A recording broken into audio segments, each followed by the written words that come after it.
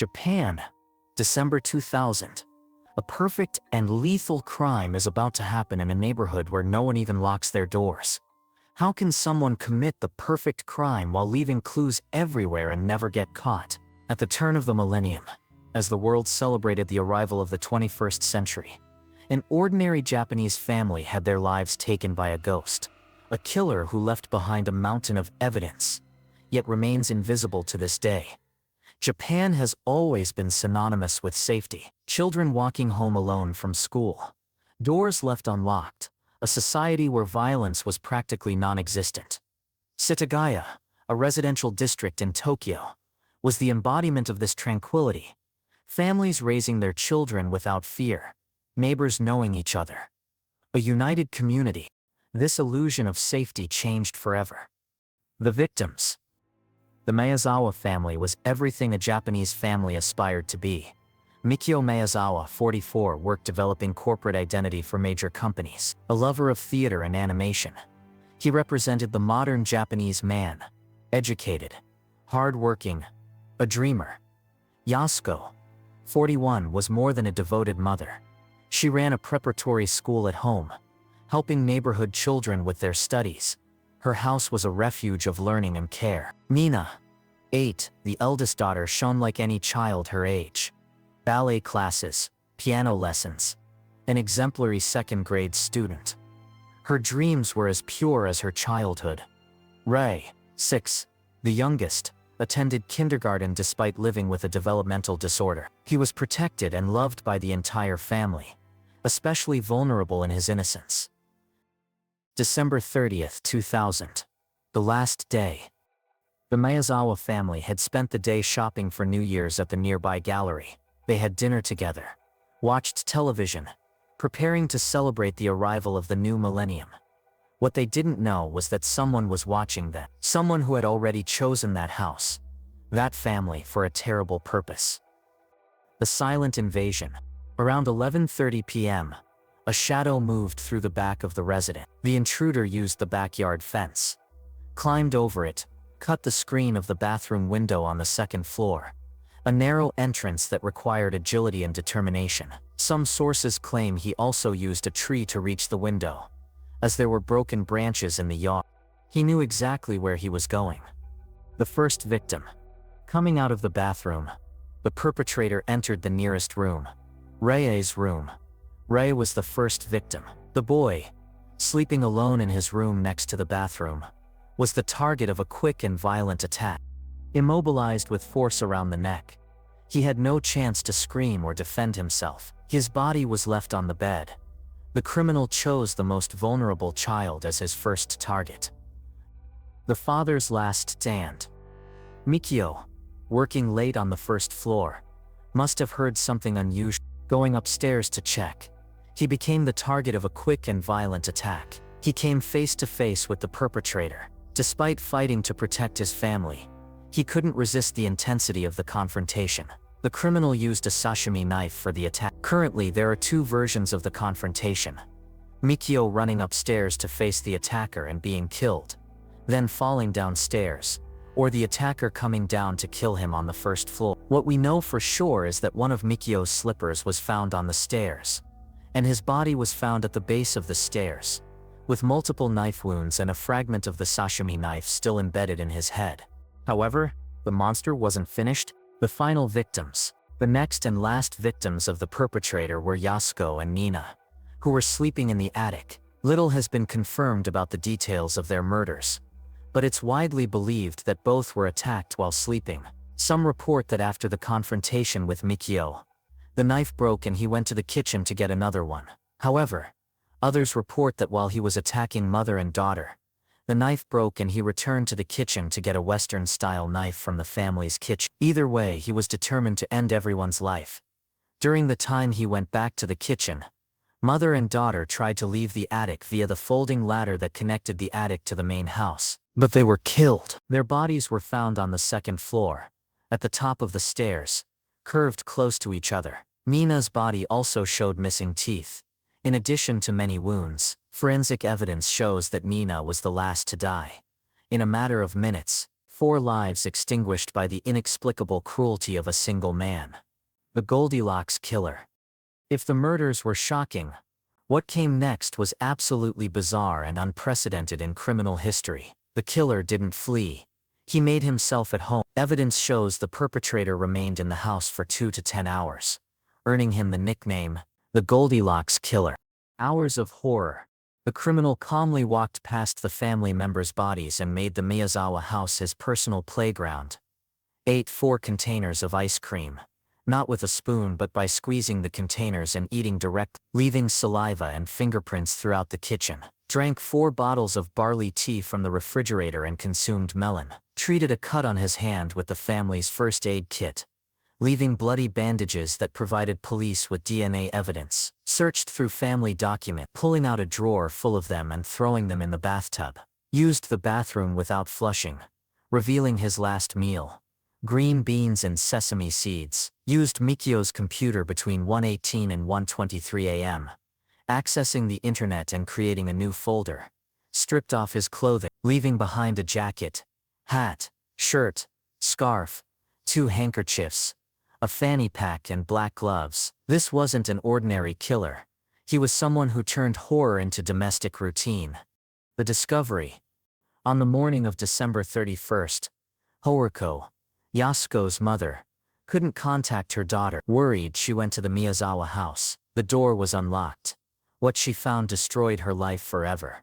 First Mikio's body on the stairs, then Yasuko and Nina on the 2nd floor, and finally little Ray in his room. At 92 years old today, Haruko still distributes flyers at the station, begging for any information that could lead to justice. 2 decades later, a grandmother still fights alone for her murdered loved ones. Who is the monster? When the Saijo police, and later the Tokyo Metropolitan Police arrived at the scene, the first task was to collect and process every piece of evidence. The killer left behind what investigators called a treasure trove of clues. Fingerprints, footprints, DNA samples from blood, the killer's discarded clothing, and even his unflushed feces. Many thought the case would be easily solved, but in the years that followed, this assumption couldn't have been further from the truth. With the abundance of evidence present, this wasn't an easy task. Each clue only deepened the mystery. Physical profile. Male confirmed by DNA. Age 15 to 24 years old. Revised estimate in 2020. Height. Approximately 5'47", 1.70 metal. Build slim. Blood type. Type A. Ancestry. Mixed Asian father. Possibly Korean. European mother, Southern Europe, Mediterranean. The international mystery. The killer's belongings revealed impossible connections. Schlesinger shoes. Size 27.5 centimeter. Manufactured in South Korea. This specific size wasn't sold in Japan at the time. Inside his fanny pack. The most shocking discovery of all. Sand from Edwards Air Force Base, California. How did sand from an American military base end up in a killer's possession in Tokyo? But it was the smaller items that really intrigued investigators. A black handkerchief was wrapped around the broken knife using a technique common among fish market workers in China and the Philippines, but completely unknown in Japan. Who was this killer who knew techniques from other countries? A cheap green checkered scarf, the type distributed free at arcades and gaming centers frequented by young people. Inside the fanny pack, 4 crucial clues. Dark brown hair strands from the perpetrator. Fluorescent highlighter marks, the type children use at school. Skateboard grip tape fibers, connecting to the skate park behind the house. The impossible sand from Edwards Air Force Base. Could the killer be just a teenager? The largest investigation in Japanese history.